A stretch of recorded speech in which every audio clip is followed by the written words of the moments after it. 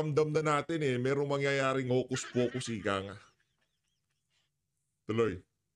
Truth, they will always be protected. Tama po ba? Naiintindihan niyo po? Please answer. For Your Honor. Sa pagpunta niyo dito, Engineer Bryce, meron ho kayong prepared statement? Meron po. Did you submit it to the committee? Hindi ba po, Your Honor? Bakit po? Are you willing to submit the same before this committee? Nako, yan na ho, yan na.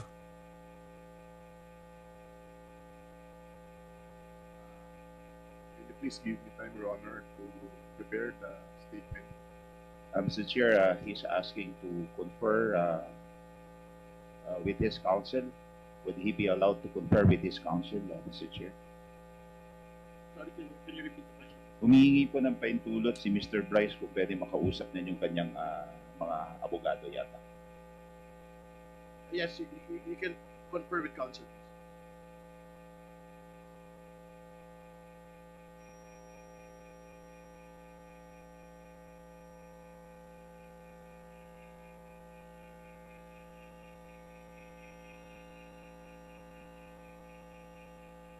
Mr. Chair, may I interject just one question? Wala pa naman. Just one question. Just one. SYMS, you know. Ano ho yan eh? Di ba nagkalaglagan kahapon dyan sa Senado? Dapat ngayon dyan sa House of Representatives, magkakalaglagan din ho sila. Ganyan lang naman ho yan. Kumbaga ano na natin yan, kumbaga nanunostra na ho natin yan, ika nga. SYMS Construction. Since. All right. Alangan, Thank you very much, sir.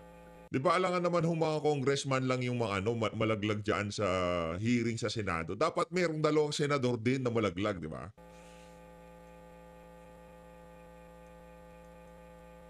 Mr. Chair, I think Mr. Engineer Bryce is requesting to be recognized, Mr. Chair. Engineer Bryce, you may proceed. Your Honor, meron po ako naka-prepare na written statement. Yan. Pero to submit it, sana mabigyan niyo po kami ng konting panahon pa po. When you say a written statement, ito yung handwritten, Yes, it is handwritten, Your Honor. hindi notaryado. Hindi po, pero pinirmahan ko po. Susabihin, pinirmahan mo dahil ito sulat mo mismo. Tama? Mabilisan ha. Yes, Your Nak ng Honor. toko. Sulat ko po mismo at pirma ko rin po. Okay. Parang ano to eh. Parang Mabilisan. holographic will. Sorry. Not directed to anyone. But totoo naman. Kumbaga, can be accepted in any courts of law dahil signed by the person, handwritten, and signed by him. Tama po ba, Profesora Luistro? Tama po ba? But please Sige na, continue, naiya Mr. pa kayo Bryce. eh. Kailan ho kayo pumasok sa District Engineering Office doon sa Bulacan? Nag-start po ako sa Bulacan First Engineering District noong 2012 po. 2012. At nung una kang pumasok, ano yung iyong kumbaga kasangkapan doon or position? Entry level po ng permanent position, isa po akong engineer po, as inspector po. And ngayon, bago ka natanggal sa pwesto, ano yung inyong posisyon? Naging OIC district engineer po ako for 1.5 months. So, 2012 ka pumasok at at present, you were OIC district engineer. Tama po ba? Yes po, bago po ako ma-relieve OIC district engineer po. Karaniwan ba yon na ganun kabilis ma-promote sa pwesto? Hindi po. Usually po, marami nga po nag-retire as engineer 2, engineer 3 lang po. Paano ka na-promote ka agad bilang district engineer? Actually po, kung papayagan niyo po kung magkwento, Sige, you may go ahead. Please, as long as totoo ang iyong kwento. Opo. 2012, till As long na pasok sa narrative ng mga taga-House of Representative, tuloy mo yung mga sinasabi mo, Bryce. 2021, kasi po ako, Kayo naman, oo, kala nyo naman. Engineer 2 po. Oo. 2019, dumating po si dati kong boss, Engineer Alcantara, sa District Engineering Office as our District Engineer. Nakita ko kung gaano siya ka-authoritative. Nakita ko kung ano yung gusto niya, ang gusto niya, which is yung sinusunod siya, ginagawa lahat ng gusto niya. Naku po. So for me, masakit man tanggapin, kailangan ko sumitsip sa boss ko. So ginawa ko lahat ng sinabi niya, lahat ng gusto niya sinunod ko. So in short, pinagkatiwalaan niya ako. Ako ang ipinromote niya noong 2021, ginawa niya ako, nirecommend niya ako as maging hepe ng construction section. And then 2022, ginawa niya rin po assistant district engineer. Although hindi po siya ang nag-a-approve, siya po ang nagre-recommend kung sino ang dapat na ma-promote. And then nung 2025 nga po, actually matagal na po siyang pinagpusong i-promote eh. Ang ginawa lang, ang tinatanggihan niya po ito kasi ayaw niya pong umalis ng Bulacan. So ang ginawa niya pong bargain dito is kung gagawin siyang assistant regional director, dapat ako ang district engineer para kontrolado niya pa rin po ang opisina. May nasabi ka na lahat sinunod mo and that was the consideration why you were promoted in that position. Tama po ba? Yes, Your Honor. Ano yung sinabing sometimes masakit sa kalooban mo pero sinusunod mo lahat ang kanyang inuutos? Sa opisina po, lahat ng iutos niya. Hindi po ako kumikilos na hindi niya alam at hindi niya iniutos sa opisina. At sa labas po ng opisina, holidays, weekends, pag tinawag niya ako, pupunta ako. There's a time nga po na pauwi na, malapit na po ako sa bahay namin. Then tinawagan niya ako, pumunta ka dito sa Soler, laro tayo. Hindi na po ako pumasok sa gate ng bahay namin, bumalik na po ako agad, sumunod na po ako sa kanya. At to add, Your Honor, September 7 is very special to me and my wife. Ito po yung nagkakilala kami. So dapat, yun yung kasal namin. So natapat po yung birthday niya. So, pinabago niya yung date ng kasal namin. Pinagawa niyang ibuko na ibang araw kasi hindi pwedeng wala ka sa birthday. So, ganun ka personal. Nag-away pa kami mag-asawa. Pero, nakausap ko naman siya para mag-move kami ng date. Para sa So, boss ko. what you're saying before this committee is ganun ka-close sa kanya. Kumbaga, sangkang dikit. Opo. And nasabi mo kanina na mapopromote sana siya bilang assistant regional director sa Bulacan. Bakit ayaw niya? Sabi mo, parang ayaw niya ma-promote at gusto niyo pa rin ma-retain as DE. Can you please explain to us dito sa committee?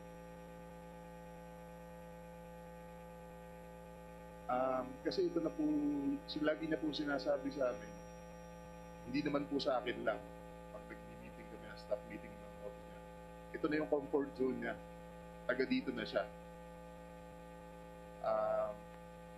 Saka malaki po ang pondo ng opisina namin. Comfort. Speaking Ano of to? pondo, ito ba yung pinagkukunan ng mga proyekto na kung saan ito na yung subject ng controversy or ghost project sa Bulacan? Tama po ba? Yes po, Your Honor. Some, not all. Some are. Yes po. Tama po. Kahapon, dedirectay na kita. Dahil ikaw ang itinuro ni Sally Santos ng SIMS na kung saan yung mga kahon na ang laman na ay pera sa iyo itinideliver. Tama po ba? Yes, Your Honor. Sa office ko po, dinadala ni Sally Santos lahat ng pera ng nakakahon. When you say sa office mo, dinadala lahat yung pera. Can you tell us, before this committee, kung gaano nakalaki ang dinalang pera ni Sally Santos sa office mo? Mula po nung 2022, billion na po. 2022. 2022 ha. Malinaw ho mga kababayan, 2022, hindi 2016 ha, 2022 ho. Okay, panahon pa yun ni Tatay Digong, pero doon na ho nag-umpisa kasi alam ng mga buhaya dyan sa House of Representatives, makakapagpakasasa na sila, di ba? Wala na si Digong eh. Huling budget na Digong yan, di ba? O, nagkano na ho sila, kumbaga nag-all out ho sila noong mga panahon na yon. Tuloy-tuloy na ho yan. Hanggang ngayon 2025. Saan napunta yun? I mean, sa'yo lang lahat? Your Honor, hindi po. Lahat po ng i-deliver ni Sally Santos na pera na nakakahon, wala po akong ginagalaw doon. Yun po, Nako. pinakukuha rin ng boss ko sa opisina ko. Kaya lang po doon pinapalagay kasi wala pong tao umakit doon sa opisina ko. Wala po akong katabing opisina doon. Napakasanto mo naman. Yung bilyon na hindi nababawasan at wala. Teka muna, 2022 hanggang anong taon? Yung bilyon na yon? 2025 po. 2022 to 2025. Okay. So sabihin na natin, deliver sa opisina mo, para kanino yon? Para kay District Engineer Henry Alcantara. Nako, laglag si Alcantara dito. Yari Tamo. si Alcantara. Engineer Bryce, Nako po. sabi ko sa'yo, itong committee na to, you can only be protected if you will say the truth. Naintindihan mo po ba? Yes, Your Honor. Pag sinabi mo kay Engineer Bryce, yung lahat na yon napunta kay Engineer Bryce? Kay Engineer Alcantara po. Engineer Alcantara, sorry. Hindi ko po alam kung sa kanya napunta lahat yon, pero siya po ang nagpakuha lahat ng pera na nakakahon na yon. Imposible naman na Kaya nga. lahat lang yon kay Engineer Alcantara. Maging Walang para magpakatotoo sa'yo, ka ganun? dito sa ating committee ba? May Go ahead. para magsalita po ako ng mga involved dito kung kanino po napupunta yon. Siyempre, tatakot din po ako sa buhay ko, sa pamilya ko. Kasi hindi naman po birong tao itong mga involved dito eh. As I've So- said, Engineer Bryce, you will be protected by this committee as long as you will say the truth. Nako.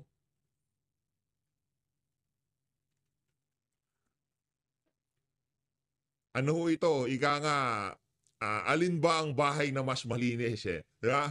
Sa House of Representatives ba o dyan sa Senado? Ika nga dito, alam ko naman, di ba kahapon, puro congressman yung pinagbabanggit ng mga diskaya. O dito tayo sa mga district engineer naman ang pakakantahin natin. Ngayon, ang ililink naman ng mga district engineer, puro mga senador. Kahapon, yung mga contractor, ang linilink, puro congressman. Itong district engineer, papunta ho sa Senado. Yung sinasabi Pwede natin. po bang, huwag nyo na ako ibalik sa Senate, Nako. Your Honor? Kasi may mga involved pong senador dito. Nako!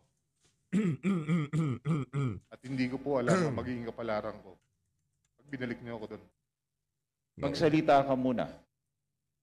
And this committee will assure you that you will be protected. Yeah, sinasabi Your Honor, ko, parang dapat mas ganyan. kailangan ko po muna ng assurance niyo bago ako magsalita. Can I have a 1-minute recess, Mr. Chair? Ying. Tuloy tayo. Ito na yung pinaka-aabangan na partika nga. So the previous question of Engineer Hernandez is an assurance of safety and security. The committee commits to your safety and the safety of your family. We will coordinate with the Senate Blue Ribbon Committee to ensure that you may remain with the House. So within the day, we will speak with our Senate counterparts to make sure that you will remain with the House for as long as needed. Thank you, Your Honor.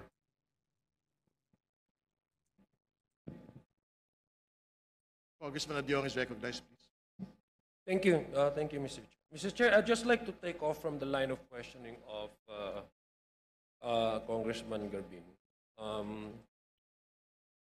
Engineer Rice, binigyan ka namin ng oras. You requested for a few minutes para to confer with your lawyers. Are you ready now to answer the question? Sabi mo kanina may mga involved na mga senador. Tama po ba? Pagkarinig ko. Yes po, Your Honor. Nako po! So, kanina Yari. sinabi mo na mga involved na senador. Ibig sabihin, kasi the line of questioning kanina is that you were receiving a certain amount from Sally Santos. Tama po ba? Yes, Your Honor. At binibigay niya ito sa iyo sa inyong opisina. Tama po ba? Yes, Your Honor. In fact, there's one incident that was mentioned by Sally Santos in the Senate na 245 million yung isang natatandaan niya na ibigay niya sa iyo. Tama po ba? Yes, Your Honor. Itong 245, just a portion of that, because according to you, from 2022 up to 2025, your estimate is that it's over $1 billion na yung natanggap mo. Tama po ba? Yes, Your Honor, approximately. Okay, sige. So binibigay mo to kay Engineer Alcantara. Tama po? Hindi ko po binibigay, kinukuha niya po sa Kinukuha, opisina ko. sorry. Kinukuha ni Grabe to. Alcantara. Nakabox nga po, sabi niyo nga po, di ba? Yes, Your Honor. Okay, pag sinabi mong may involved, ibig sabihin logic would dictate and you don't need to be a rocket scientist para Yes, to assume rocket that yung scientist. binibigay ay may hati-hati. Tama po ba? May breakdown. Yes po, Your Honor. Sinasabi niya po, kinukuha na yung commitment. Commitment na ano ibig sabihin commitment? Yung kaninong hatian yon. Kung ako po mag-interpret, commitment po para kay Senator. Okay, may we know sino yung mga sinasabi mong mga kumukuha or may commitment sa mga senador? Kasi you mentioned this earlier before we grant you the request of having a recess suspended. May we know who are these sinasabi mong may mga involved na mga senador? Okay lang po bang basahin ko, Your Honor, kung ano lang po yung naisulat ko? Pero Yan. pinapangako ko na Ano ba yan? Ano ba? Tanong ko lang, Bryce. Ano ba? Nag-ano ba kayo? Na betting process ka ba bago mo babasahin yan? Nabigyan mo na ba ng copy si Abante? Wala na si Boy Google eh. Kaya nakausap mo ba si Benny Abante? Di ba? Para malaman namin, nagka-betting process ba? Oh, inabot ba sa iyo yung papel na yan? Kailan mo sinulat yan? Di ba? Oh, yan lang naman ho yan kasi talagang naniniwala ho tayo dito na ano yan, kumbaga rest back ng mga congressman yan sa mga senador. Rest back ho po yan. sa inyo na ang full details ito maibibigay ko po sa written statement namin ng mga abogado ko. Mr. Chair, our guest is requesting that he be allowed to read. Ito ba yung salaysay mo na pinirmahan mo? Tama po ba? Ito ba yung tinatanong sa iyo kanina ni Congressman Garbin? Yes po, sinulat po at pinirmahan ko rin po. Okay. Mr. Chair, may we request that he be allowed to read his salaysay, his statement? Yan. Engineer Hernandez, please. Basahin mo, Brad. Thank you.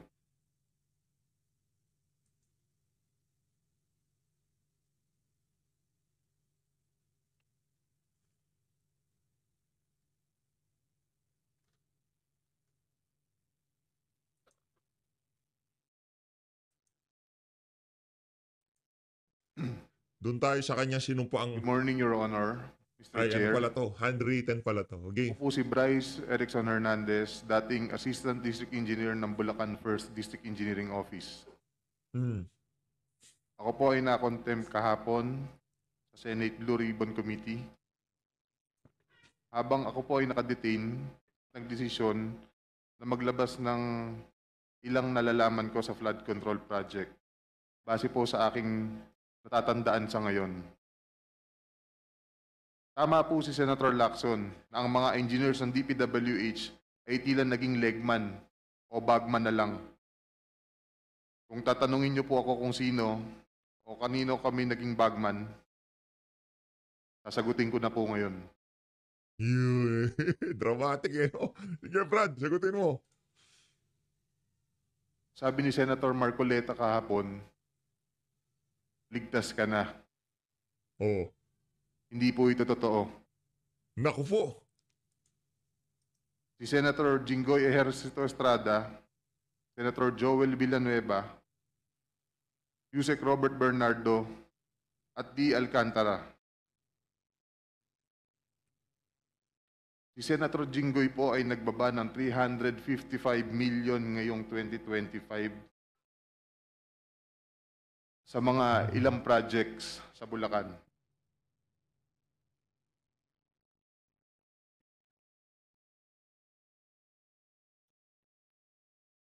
Sen Jinggoy. Ang sabi po ng boss ko dito ay 30% ang commitment dito. Ang mga projects po na to ay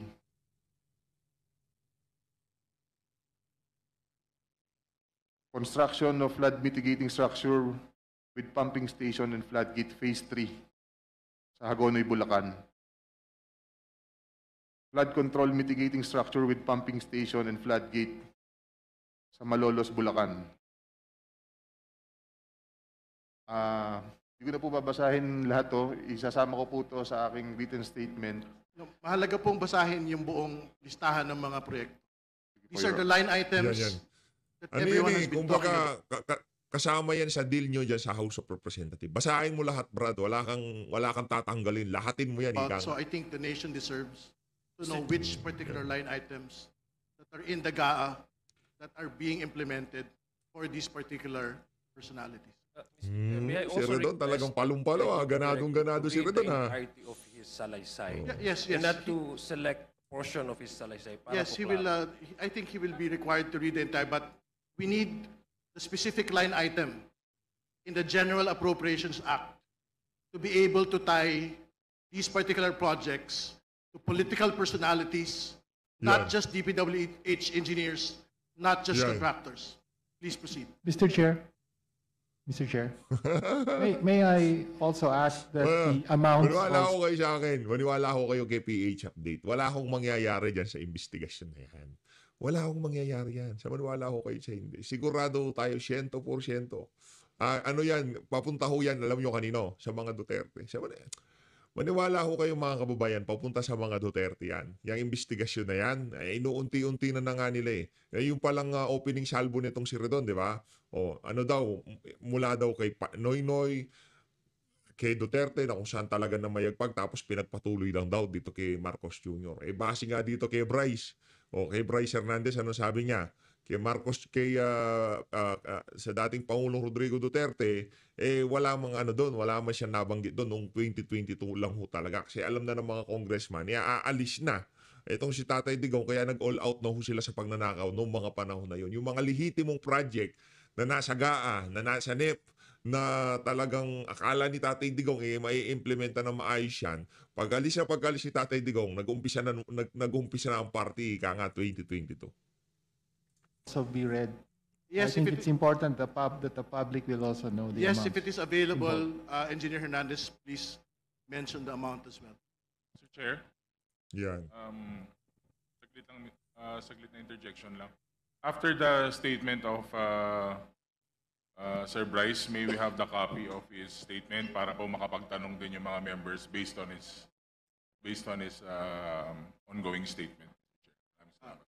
If that is practicable, Deputy Speaker, we will ask him to do it, but it is a written, handwritten statement. So I think we have to listen to his entire salaysay first. Please proceed with the line items, please. Let me repeat it, Your Honor. First, construction of flood mitigating structure with pumping station and floodgate, phase 3, Barangay Mercado, Hagonoy, Bulacan, with an allocation of 60 million pesos. Number 2, construction of flood mitigating structure with pumping station and floodgate at Mambog Creek, phase 3, Malolo City, Bulacan, with an amount of 45 million pesos. Construction of flood mitigating structure with pumping station and floodgate, phase 3, Barangay Iba, Hagonoy, Bulacan, amounting to 60 million pesos. Construction of flood mitigating structure with pumping station at Calero Creek, Phase 3, Malolos City, Bulacan, with an amount of 50 million pesos. Construction of flood control structure including pumping station and floodgate, Phase 3, Barangay Mayto, Kalumpit, Bulacan, with an amount of 60 million pesos. Construction of flood mitigation structure with pumping station and floodgate at Barangay Santo Rosario Creek, Phase 3, Malolos City, Bulacan, with an amount of 40 million pesos. And last, construction of flood mitigation structure including pumping station and floodgate, Phase 3, Barangay Carillo, Agonoy, Bulacan, with an amount of 40 million pesos. And all of that with a total of 355 million pesos, Your Honor. This is supposedly the allocation of which political personality? Senator Jinggoy Ejercito Estrada po, Your Honor. Thank you for the clarification. You can proceed with reading the handwritten statement. Okay, may I continue? Alam niyo mga kababayan, ba't tinatawanan lang ho natin? Kasi yan ho talaga ang ang gusto ng gustong mangyari ng mga yan.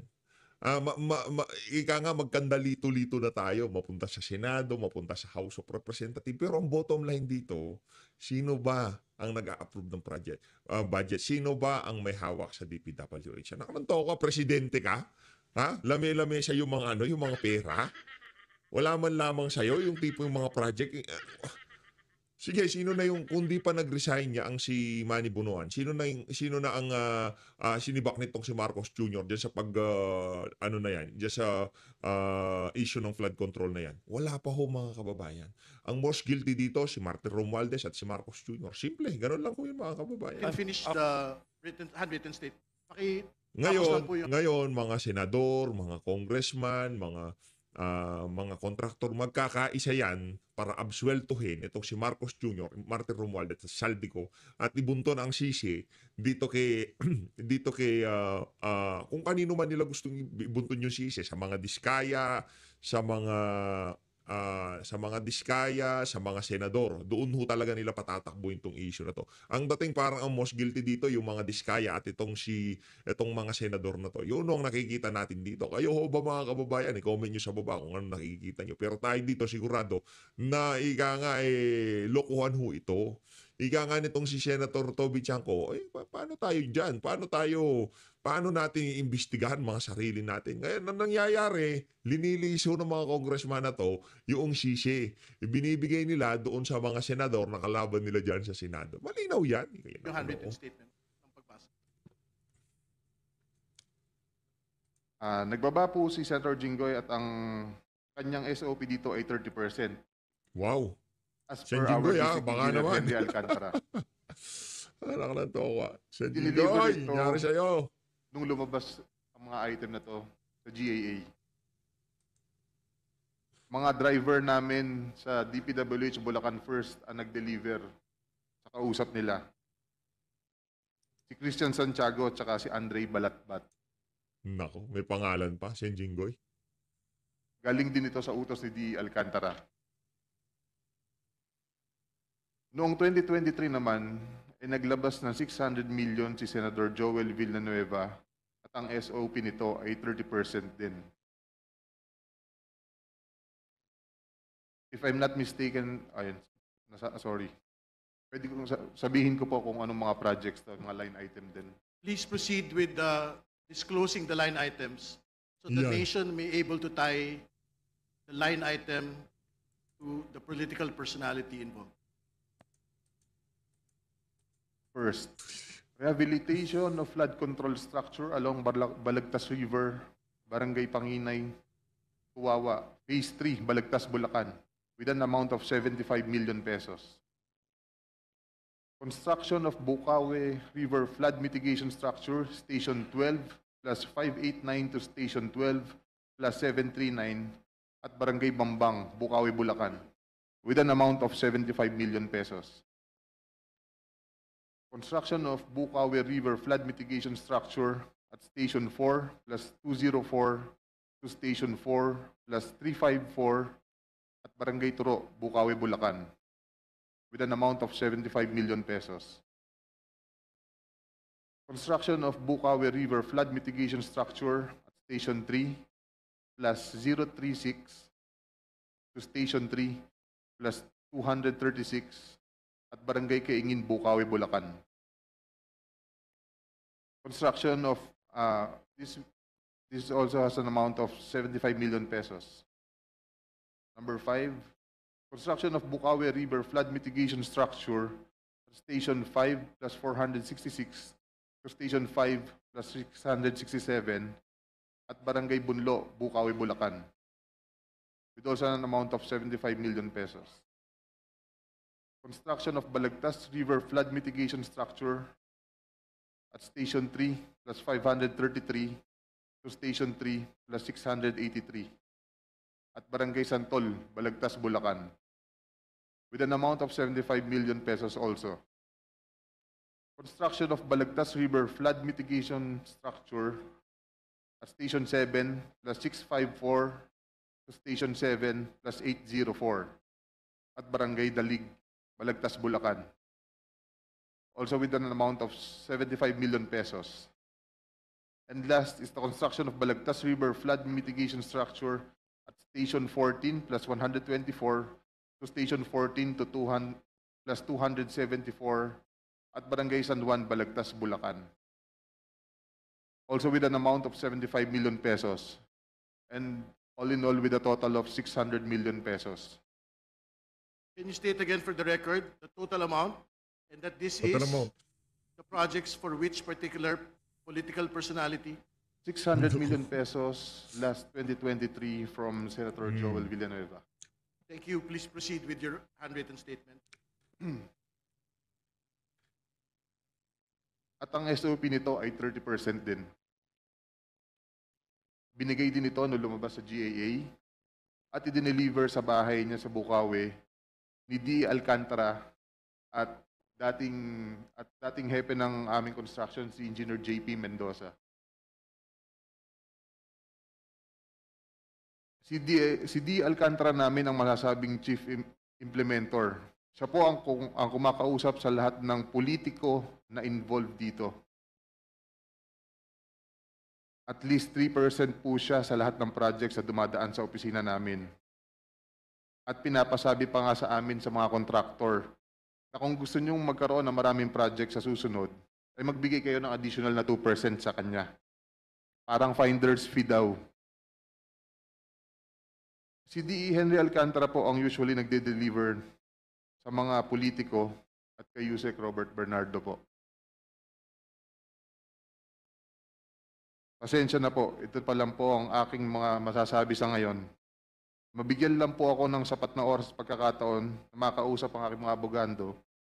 Handa na po akong maglabas ng lahat ng nalalaman ko pa. Maraming salamat po. Mr. Chair, Mr. Chair, Mr. Chair. I still have, may I be allowed to continue? Mr. Chair, We have to allow Congressman Adyong to finish his interpellation. Mr. Chair, it's the rule is majority than minority. Yeah, Congressman So, Garbin, to be clear, as far as practicable, it is the rule of an alternating majority-minority. So you will have your time after this is finished. so two majority then two minority. No, the rule is as practicable, majority alternating with the minority. That's the rule. Check the rules. Move to suspend, Yeah. Mr. Chair. Yan, kaaway na ho sila. Lahat to kasi gusto gustong maging bida. Ano naman natin, naiintindihan naman natin yun. Ito naman kasing si Terry Ridon. Dapat sila lang yung bida dyan. Yung mga nakaupo lang dyan. Nakikita nyo yung mga yan, sila lang dapat ang maging bida dyan. Wala nang iba magiging bida dyan. Tsaka si Martin Romualdez, siyempre, sa pamumuno ni Martin Romualdez, yung nagkaalaman kung sino nga ba ang kumikita dyan sa mga falsifikadong flood control projects na yan. Ano lang ho yan? O kumbaga, kasama ho yan sa napakalaking sarswela, ika nga.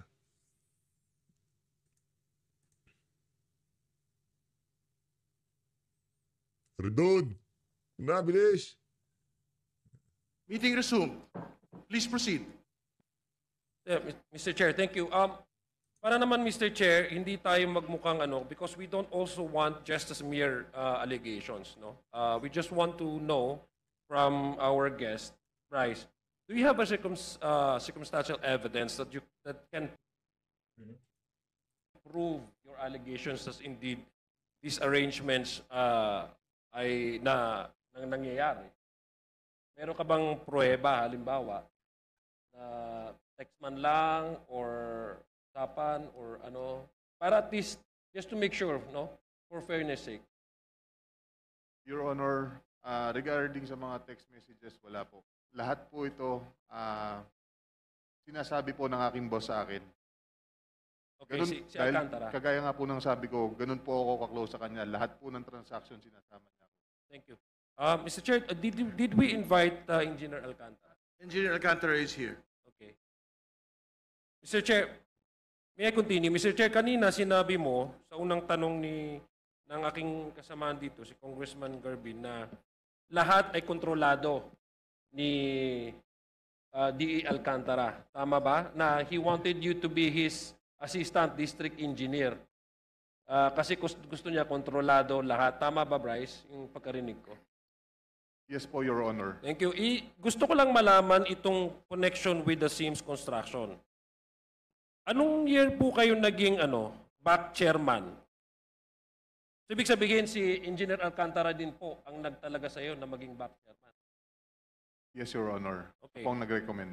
Okay, siyang nag-recommend. Kasi gusto niya, kontrolado niya lahat, kaya nga nandyan ka, yun ang gusto mong sabihin, di ba? So anong year ka naging back chairman? Kasi, Mr. Chair, I want to know, yung sa base po sa salaysay ni Sally Santos, ito po yung mga ghost projects sa Bulacan na panalunan po ng Sims Construction, Wawaw Construction, ay yung isa pa, Mr. Chair. Na kung saan, Mr. Chair, according sa ating data, ay ang naging chairman nito sa pagbibid nitong mga projects, na mga ghost projects, ay chairman nito ay si Engineer Bryce. Gusto ko lang malaman, Engineer Bryce, sabi mo, ikaw yung tinalaga ni D.E. Alcantara as maging chairman. Ibig sabihin, yung pagkapanalo ng Sims na connected sa mga ghost project ay